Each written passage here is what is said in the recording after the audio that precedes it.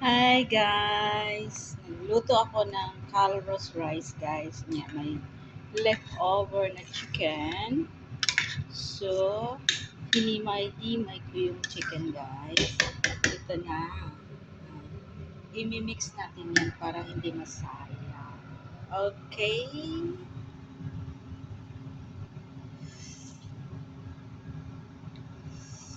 Yan.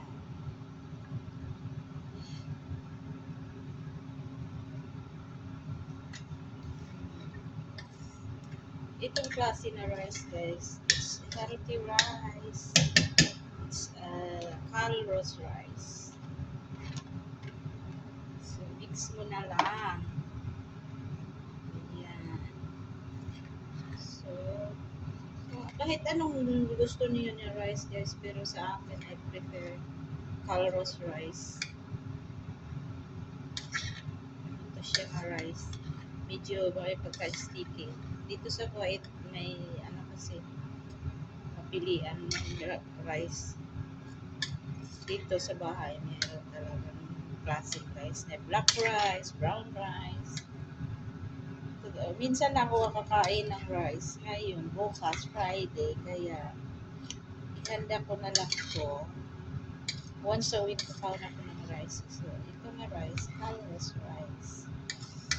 Tiplado na yung chicken. Tsaka, lagyan lang ng kunting turmeric. Iyan. Si turmeric is healthy.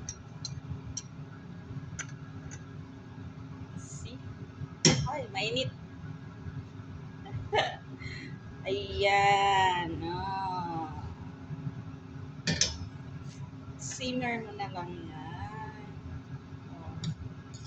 Kung mga rice regular, bahala na kayo guys. Basta, hanapan mo ng paraan yung mga leftover food. Para di masayang. Yung iba nga walang kinakain, di ba?